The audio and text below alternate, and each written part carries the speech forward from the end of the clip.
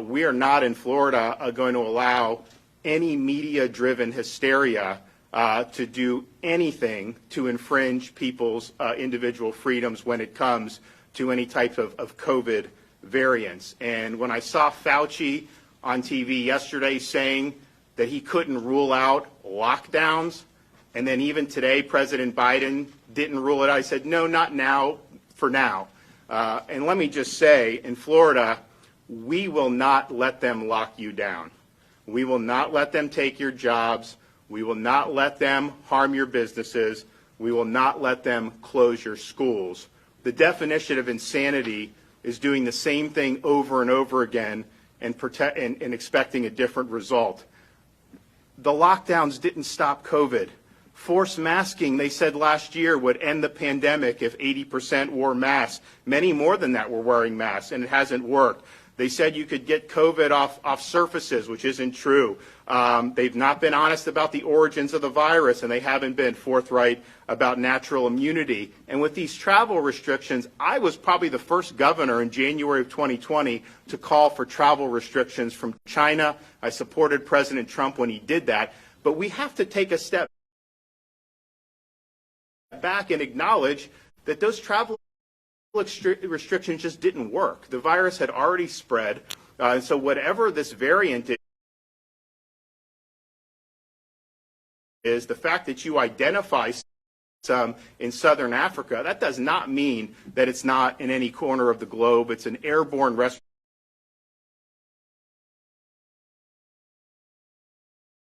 respiratory virus. So I think those restrictions are not going to work. They haven't worked in the past, and as you know, that's the federal government can control that. I've been arguing to allow more flights in from South America and all these other places.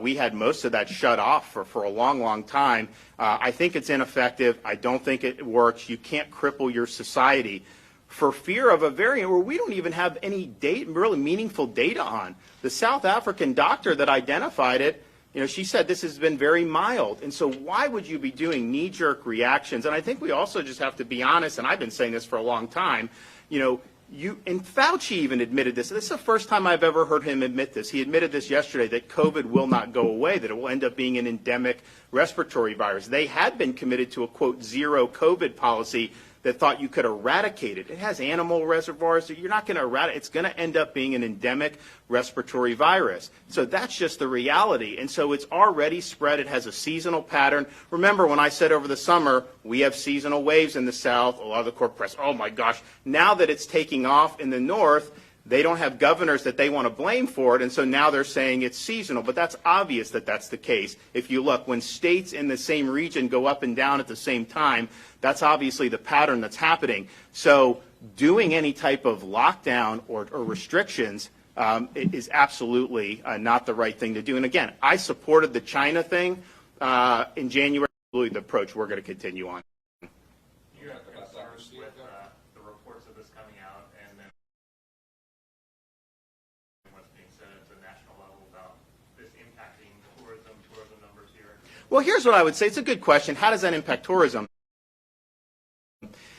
If you look August up compared to pre-COVID August of 2019, hotel revenue up 12%,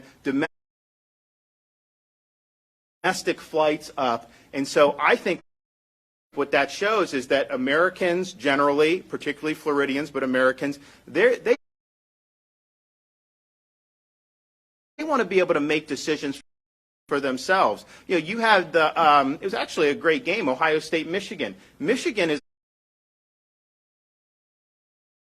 the epicenter of COVID.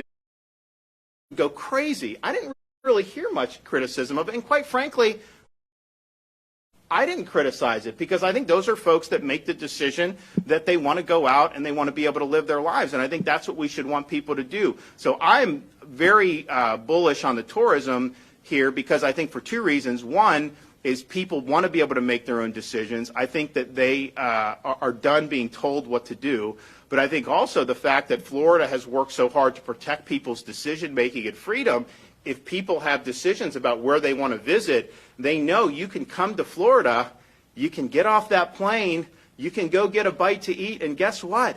They ain't going to force you to cough up your medical papers. You can do anything. You can make the choices you want to make. And I think that's very appealing for people. And clearly, the places that have done vaccine passports, mandates, all this stuff, many of those places are having escalating COVID cases. And we've obviously been declining. I mean, our hospitalizations peaked the third week of August. And we're still going down on that. I thought it would have leveled out by now, and maybe it is leveling out now. I never thought we'd get, at a state of 22.5 million people, to get below 1,000 COVID-positive patients, and not all of them are even being treated for COVID. That's anyone that's COVID-positive going into hospitals. I didn't think we'd ever get below 1,000. We are.